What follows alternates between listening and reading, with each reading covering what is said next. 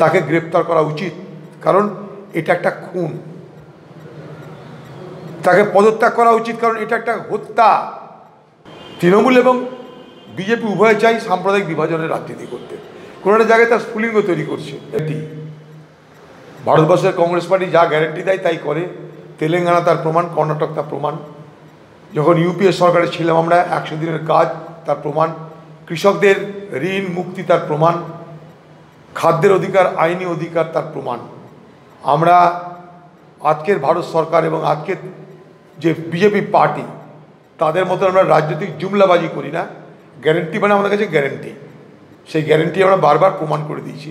আমরা জুমলেবাজি করিনি, বলিনি যে 15 লক্ষ টাকা পকেটে ভরে দেবো, 2 কোটি বেকারের চাকরি দেবো, কৃষকের ইনকাম ডবল করে দেবো, এসব জুমলেবাজি আমরা করিনি।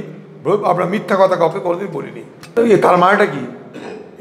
এরা যে চুরিকাণ্ডে জড়িত তাই সামনাসামনি হাজির হতে ভয় পাচ্ছে।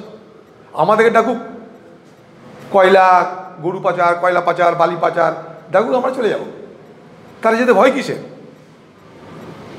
ডাল মে জোর কুচ কালা হ্যাঁ, ভয় কিসে? তাহলে ইডি রাখছে, ইডি কি রাক্ষস? কি করবে? সুপ্রিম কোর্টে যেতে হচ্ছে কেন? সুপ্রিম কোর্টে তোমরা যাচ্ছ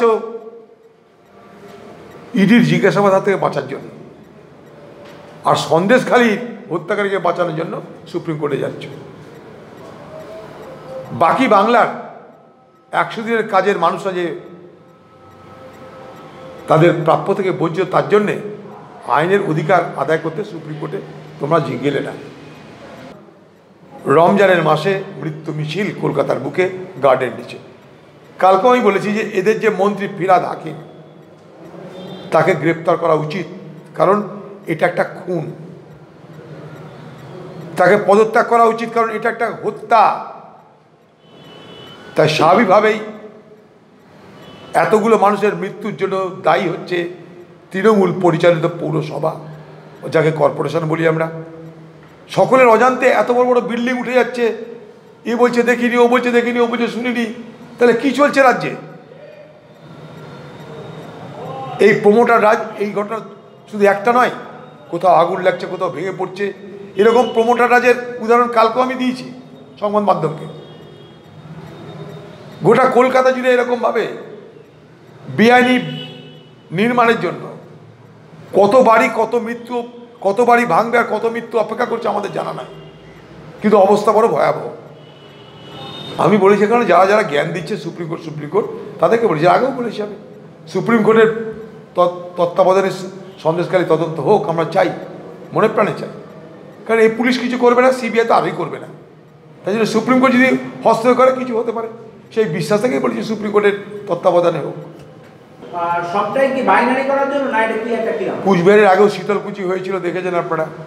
তারপরে পরিণামে পশ্চিমবঙ্গে নির্বাচন দ্বিধা বিভক্ত হয়ে গেছিল, সাম্প্রদায়িক বিভাজনের রাজনীতি হয়েছিল। তৃণমূল এবং বিজেপি উভয় চাই সাম্প্রদায়িক বিভাজনের রাজনীতি করতে। কোনো একটা জায়গায় তার স্ফুলিঙ্গ তৈরি করছে, ব্যাস এইটুকুই। এই জন্যই তো এখানটা আমরা বারবার করে বলেছি এখানে নির্বাচন শান্তিপূর্ণ হওয়া মুশকিল।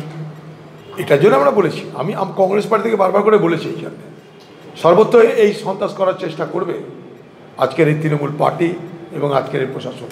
সর্বত্র করছে, অলরেডি করছে, এখানেও করছে। বিভিন্ন জায়গায় কংগ্রেসের কর্মীদেরকে ভয় দেখানোর চেষ্টা করছে, মিথ্যা কেসে ফাঁসি দেওয়ার ভয় দেখাচ্ছে।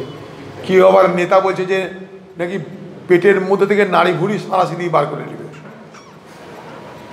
কর্মচারীদের ভয় দেখাচ্ছে তার নেতারা, সরকারি পদের থেকে যে পেটের ভিতর থেকে সাঁড়াশি দিয়ে নাকি নাড়ি ভুড়ি বার করে নেবে যদি কংগ্রেস পার্টি হয়ে কেউ ভোট করে।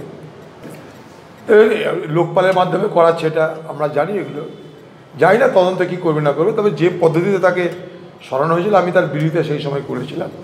বাকি ভিতরের ব্যাপারটা আমি জানি না, কোথা থেকে কী হয়েছে না হয়েছে, সেটা সেদিনও বলেছি, আজও বলছি। তদন্তের স্বার্থে কোথায় কী বেরোবে না সেটা আমি জানি না, কিন্তু যে পদ্ধতিতে তাকে সরানো হয়েছিল আমি সেদিন পার্লামেন্টে সরকারের সেই পদ্ধতির বিরোধিতা করেছিলাম।